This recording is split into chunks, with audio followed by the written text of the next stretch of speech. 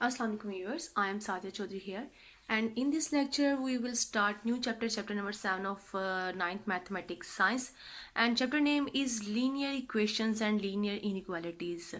यानी जो हमारा चैप्टर है वो है linear equations and linear inequalities. आज हमने एक्सरसाइज 7.1 सॉल्व करनी है। ये मेरा फर्स्ट लेक्चर है चैप्टर नंबर 7 से रिलेटेड। लेकिन एक्सरसाइज को स्टार्ट करने से पहले एक डेफिनेशन कि लीनियर इक्वेशन किसे कहते हैं, क्योंकि हम लोगों ने इसमें जो सॉल्व करनी है इक्वेशंस वो लीनियर इक्वेशंस होंगी या लीनियर इनइक्वालिटीज होगी। तो सबसे पहले तो जो एक्सरसाइज है वो लीनियर इक्वेशन से रिलेटेड है, तो हम लोग सबसे पहले डेफिनेशन देखते हैं लीनियर इक्वेशन की। लीनियर इक्वेशन किसे कहते हैं? Uh linear equation in one variable unknown variable, यानी हमारे पास जो वेरिएबल होगा वो क्या होगा? अननोन होगा, और हमने सॉल्व करके उसी वेरिएबल की वैल्यू क्या करनी है? कैलकुलेट करनी है। तो अननोन वेरिएबल एक्स में, यहाँ पे एक्स के अलावा कोई दूसरा वेरिएबल भी हो सकता है, वाई भी हो सकता है, जी भी हो सकता है। किसी भी एक वेरिएबल में हमारे पास जो लीनियर इक्वेशन होती है वो इस फॉर्म की होती है, A X plus B is equal to zero. ये हमारे पास लीनियर इक्वेशन की जनरल फॉर्म है या स्टैंडर्ड फॉर्म है, इसको कहते हैं हम लोग। अब यहाँ पे जो कांस्टेंट है आपके पास वो ए एंड बी है, और इन ए एंड बी के बारे में हमें क्या इन्फॉर्मेशन दी गई है? वो ये इन्फॉर्मेशन दी गई है ये दोनों नंबर्स जो है ना सेट ऑफ रियल नंबर्स में से होते हैं, और जो आपका कोफिशिएंट ए है वो ज़ीरो नहीं होना चाहिए। अगर ये कोफिशिएंट आपका ज़ीरो हो जाता है तो ये वाली जो टर्म है आपकी ये कैंसिल हो जाएगी, और हमारे पास जस्ट बी रह जाएगा, और बी हमारे पास क्या होगा? एक कांस्टेंट होगा, इसमें वेरिएबल आया ही नहीं, तो ये इक्वेशन नहीं, जस्ट एक कांस्टेंट नंबर बन जाएगा। इसलिए यहाँ पे कंडीशन में हमारे पास क्या है कि जो आपका ये वाला कोफिशिएंट है ये वन हो सकता है, वन के अलावा भी कोई और नंबर हो सकते हैं, लेकिन ज़ीरो नहीं हो सकता। और ये जो ए बी दोनों कोफिशिएंट्स हैं हमारे, ये दोनों के दोनों कांस्टेंट या कोफिशिएंट्स ये हमारे पास किस में बिलोंग करते हैं? सेट ऑफ रियल नंबर में से। तो हमारे पास जो भी लीनियर इक्वेशन होगी हमने उनका क्या निकाला है? सोल्यूशन निकाला है, और एक्सरसाइज हमारी उसी से रिलेटेड है, तो एक्सरसाइज की तरफ मूव करते हैं। ये क्वेश्चन नंबर 1 है हमारा एक्सरसाइज 7.1 का, जिसकी statement solve the following equations. हमें कुछ इक्वेशंस दी हुई हैं, कोई इसके 10 पार्ट्स हैं। इन 10 पार्ट्स में जो डिफरेंट इक्वेशंस हैं हमें उनको सॉल्व करना है, और उसमें जो वेरिएबल है उसकी वैल्यू फाइंड करनी है। जो फर्स्ट इक्वेशन है उसकी स्टेटमेंट है हमारे पास 2/3x minus 1/2x is equal to x plus 1/6।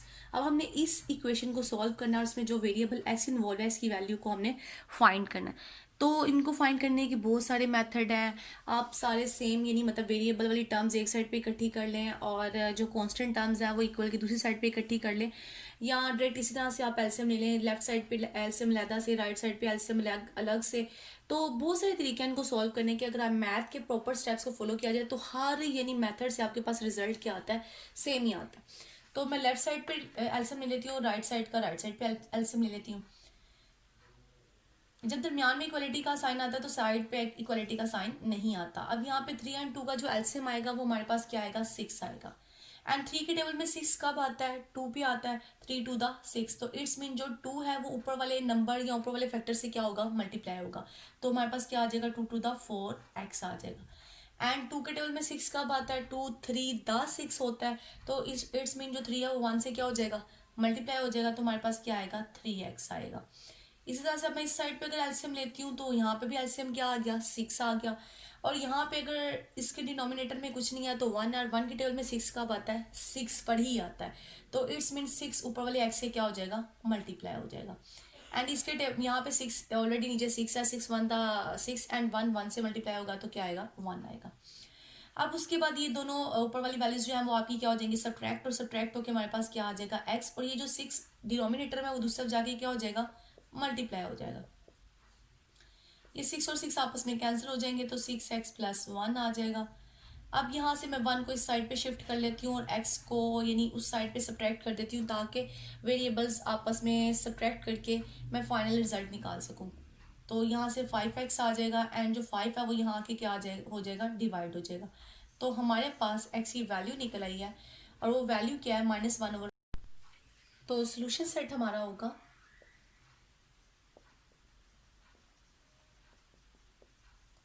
-1/5, जो ये x की वैल्यू हमारे पास निकली है। क्वेश्चन नंबर 3 है, जिसमें हमारे पास जो इक्वेशन दी हुई है वो इक्वेशन यह है कि 1/2 मल्टीप्लाई हो रहा है x -1/6 से, यानी इस फैक्टर से मल्टीप्लाई हो रहा है, plus 2/3 and is equal to 5/6 plus 1/3 into 1/2 minus 3x। अब हम इसमें भी जो इन्वॉल्व है हमारे पास x, हमने उस x वेरिएबल की वैल्यू क्या करनी है, फाइंड करनी है। सबसे पहले तो हम लोग इन टर्म्स को अंदर मल्टीप्लाई कर देते हैं। क्या आएगा, x/2 minus 1/3 6 to the 12 plus 2/3 as it is, इस तरह से 5/6 एज इट इज, और ये अंदर जब मल्टीप्लाई होगा 1 एंड 3 टू द 6 माइनस 3 और 3 आपस में कैंसिल हो जाएंगे तो आ जाएगा माइनस x आ जाएगा।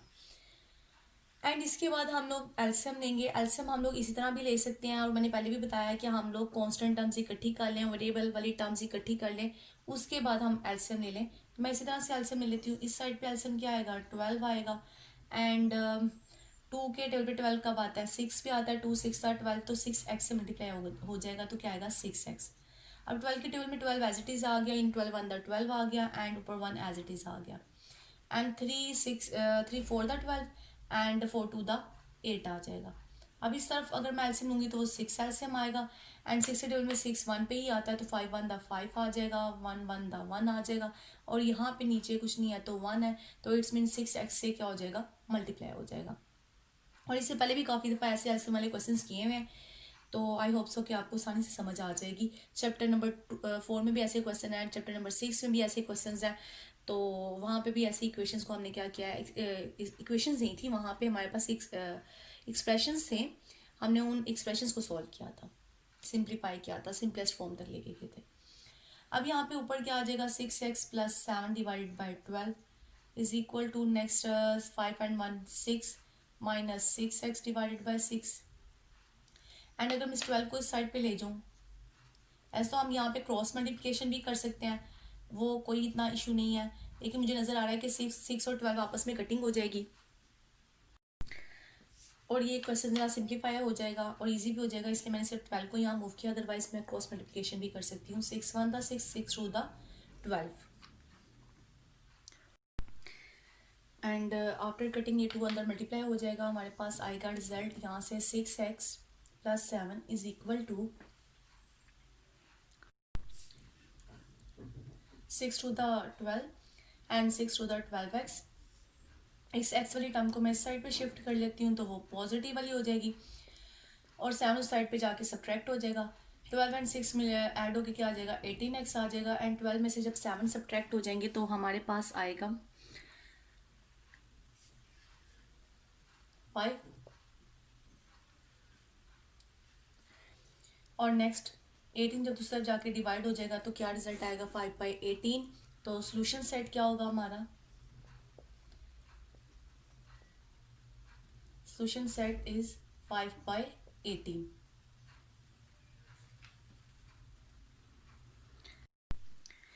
ये हमारे पास पार्ट नंबर 7 है, क्वेश्चन नंबर 1 का। इसमें जो इक्वेशन है हमारे पास वो है 2x divided by 2x plus 5 is equal to 2/3 minus 5 over 4x plus 10।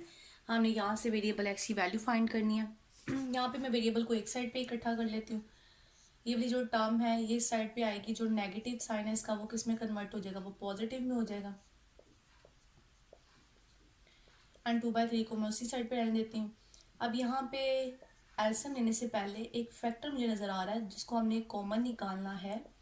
अगर मैं 2 को कॉमन निकालती तो अंदर क्या आ जाएगा, 2x प्लस 2 5 द 10 आ जाएगा। और जब हम लेफ्ट साइड पे एलसीएम लेंगे तो एलसीएम क्या आएगा, 2 इंटू 2x प्लस 5, ये वाले कंप्लीट फैक्टर यहाँ एलसीएम आ जाएंगे। यहाँ पे ये 2x प्लस 5 प्रेजेंट है, 2 वाला फैक्टर नहीं है, ये 2 वाला फैक्टर ऊपर वाले 2x से मल्टीप्लाई होगा तो क्या आ जाएगा 4x, एंड यहाँ से ये फैक्टर एज इट इज़ दोनों प्रेजेंट है, तो जस्ट ऊपर क्या आ जाएगा 5 एंड 2/3। अब नेक्स्ट हम यहाँ पे क्या करेंगे, क्रॉस मल्टीप्लिकेशन, ये 3 इस ऊपर वाले फैक्टर से मल्टीप्लाई हो जाएगा। क्रॉस मल्टीप्लिकेशन इस तरह से होती है, ये वाला फैक्टर इससे मल्टीप्लाई हो जाएगा, ये वाला इससे, तो ये 2 मल्टीप्लाई होगा हमारा किससे, 2 इंटू 2x प्लस 5 से जी। अब जब ये यहाँ से अंदर मल्टीप्लाई होगा, यहाँ 4 3 द 12x एंड 5 3 द 15 आ जाएगा, और यहाँ से 2 to the 4 and 4 to the 8x and 2 to the 4 4 5 the 20 आ जाएगा। एंड ये x वाली टर्म मैं इस साइड पे मल्टीप्लाई कर दूंगी और सब्ट्रैक्ट कर दूंगी ला के, और जो 15 वाली है वो दूसरी तरफ जाके क्या हो जाएगी, सब्ट्रैक्ट, वहाँ से 5 आ गया सब्ट्रैक्ट होने के बाद, यहाँ से जब ये सब्ट्रैक्ट होंगे तो 4x आ जाएगा और x की वैल्यू क्या आ जाएगी 5/4। तो जो हमारा सोल्यूशन सेट है इस वाली इक्वेशन का वो हमारे पास आ जाएगा 5/4।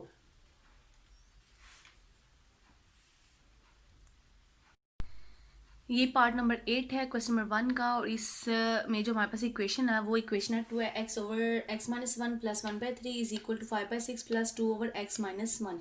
हमने इस इक्वेशन को सॉल्व करना है। मैं वेरिएबल वाली टर्म्स एक साइड पे कर लेती हूँ और कांस्टेंट टर्म्स को दूसरी साइड पे शिफ्ट कर देती हूँ।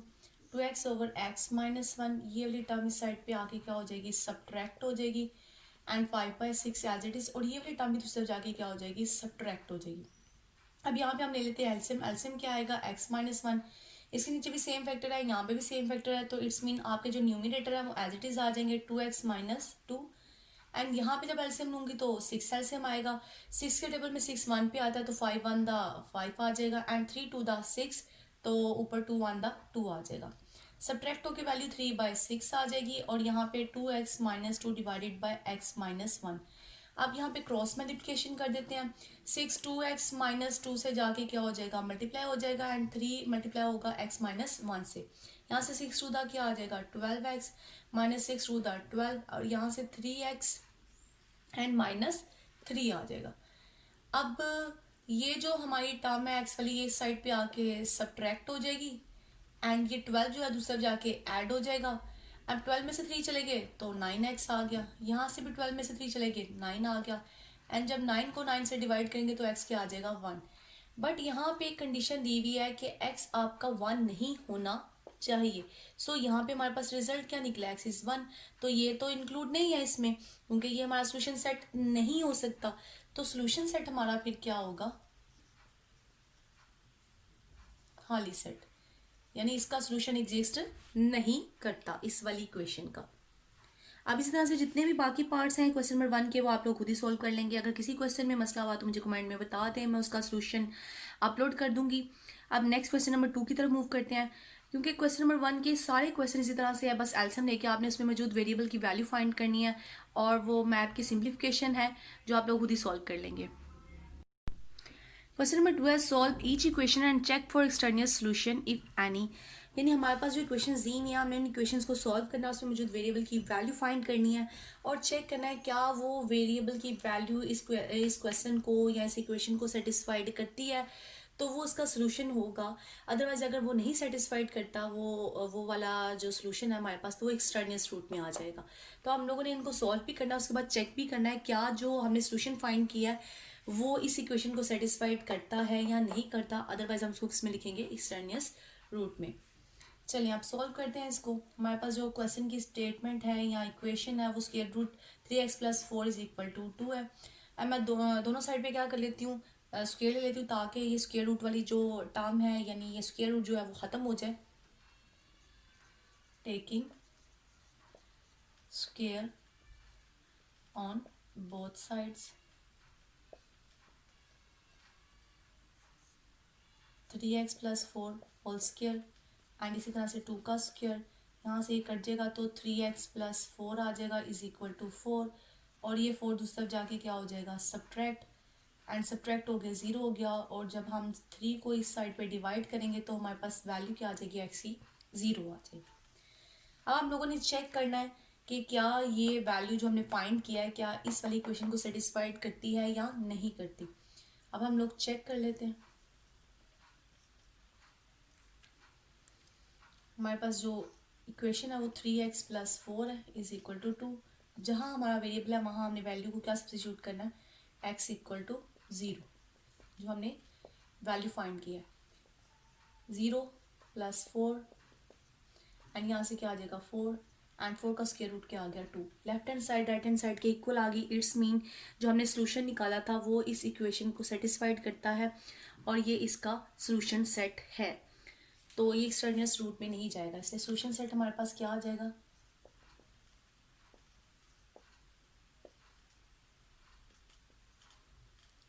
0। जो हमारे पास सेकेंड पार्ट है इसमें हमें दिया हुआ है क्यूब रूट ऑफ 2x - 4 - 2 = 0। हमने इस इक्वेशन को भी क्या करना है, सॉल्व करना है, सोल्यूशन फाइंड करना है। सबसे पहले तो हम इस 2 को दूसरी तरफ शिफ्ट करेंगे ताकि हम क्यूब लें, तो हम यहाँ पे फॉर्मूला ना अप्लाई करने पड़े, जस्ट हमारा ये क्यूब रूट जो है वो ख़त्म हो जाए। इसको ख़त्म करने के लिए हमें क्या करना पड़ेगा, जो हमारा ये कांस्टेंट वाली टर्म है इसको इक्वल के दूसरी साइड पे शिफ्ट करेंगे, ये 2 हो जाएगा, वहाँ जाके -2 से +2 में कन्वर्ट हो जाएगा। अब यहाँ पे टेकिंग क्यूब रूट नहीं, क्यूब ऑन बोथ साइड्स। जब यहाँ पे हम लोग 2x - 4 क्यूब ले लेंगे तो यहाँ 2 रेज़ टू पावर क्या आ जाएगा, क्यूब। इसको हम लिख सकते हैं 2x - 4 रेज़ टू पावर 1/3। तो ये जो 3 है ये 3 से कैंसिल हो जाएगा, और यहाँ से 2 टू द 4 4 टू द क्या आ जाएगा, 8 आ जाएगा, और यहाँ से वैल्यू क्या आएगी, 2x - 4। अब ये 4 दूसरी तरफ आके क्या हो जाएगा, ऐड, क्योंकि यहाँ पे माइनस का साइन था, यहाँ के पॉजिटिव साइन हो गया। 2x = टू क्या आ जाएगा, 8 एंड 4 हमारे पास 12 आते हैं। अब ये 2 इस तरफ आएगा तो डिवाइड हो जाएगा, तो x की वैल्यू हमारे पास क्या आ जाएगी, 6 आ जाएगी। ये हमारे पास सोल्यूशन निकला है इस इक्वेशन का। अब हमने चेक करना है क्या ये सेटिस्फाई करती है इस इक्वेशन को या नहीं करती। अगर ये कर देगी तो इसका सोल्यूशन सेट होगा, अदरवाइज ये एक्सट्रेनियस सोल्यूशन होगा इसका। तो चेक करते हैं।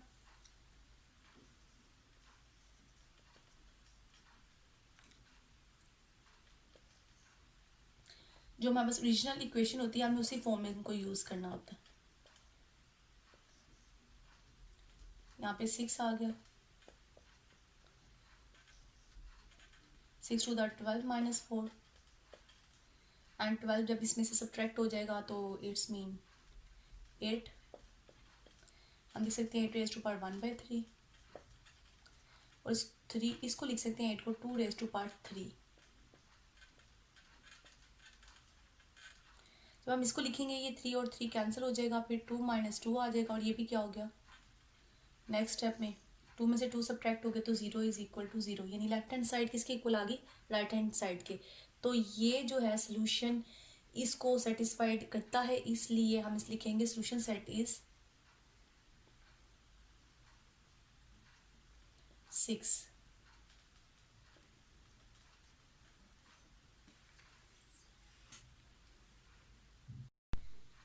पार्ट नंबर 6 है जिसमें क्वेश्चन है हमारे पास cube root of 2 - t and cube root of 2t - 28। इसको भी हमने क्या करना है, सॉल्व करना है, और इसमें जो वेरिएबल है वो हमारा x की बजाय क्या है, t है।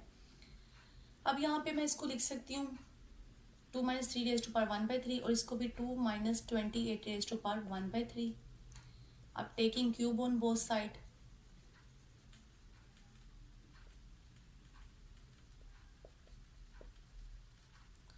To minus T raise to power 1/3 है, यहाँ पे मैं इसका क्यूब ले लूँगी, और इस तरह से 2t - 28 1/3 है, तो इसका भी क्यूब आ गया 3।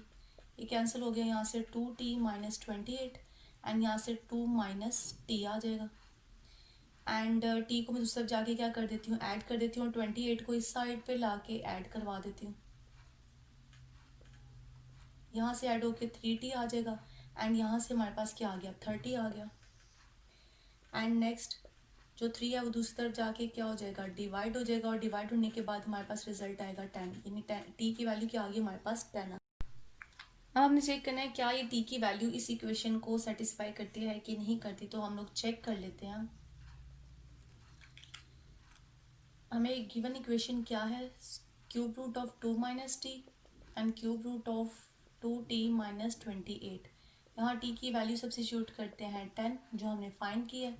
यहाँ पे भी हम लोग क्या करेंगे, t की वैल्यू लगाएंगे 10 - 28, और यहाँ पे हमारे पास रिजल्ट आएगा 20 - 28, एंड यहाँ पे क्या आएगा, -8, एंड -8 क्यूब रूट ऐसे ही आ गया, एंड क्यूब रूट ऑफ -8। दोनों साइड पे सेम वैल्यूज आ रही है, left hand side equal to right hand side, तो इट्स मीन जो सोल्यूशन सेट है हमारा वो क्या होगा, 10।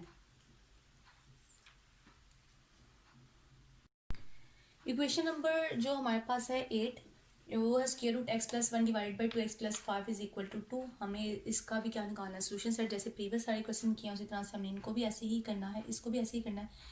Taking square on both side,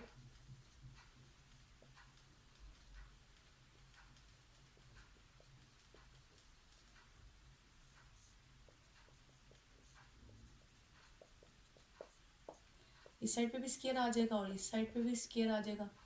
यहाँ से स्केयर इससे कट आउट हो जाएगा, तो x+1 divided by 2x+5 is equal to 4 आ जाएगा, 2 to the 4। और ये वैल्यू इस साइड पे जो डिनोमिनेटर है वो आके 4 के साथ मल्टीप्लाई हो जाएगी। एंड यहाँ से x+1 is equal to 4 to the 8x and 5 4 the 20 आ जाएगा।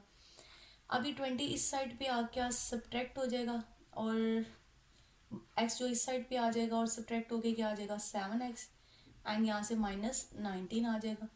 तो हमारे पास जो x की वैल्यू आएगी वो वैल्यू आएगी -19/7। ये हमारे पास x की वैल्यू आ गई। अब हम लोगों ने चेक करना है क्या ये इसका सोल्यूशन सेट है या नहीं है। अब हम इस इक्वेशन के अंदर इस वैल्यू को सब्स्टिट्यूट करेंगे और चेक करेंगे।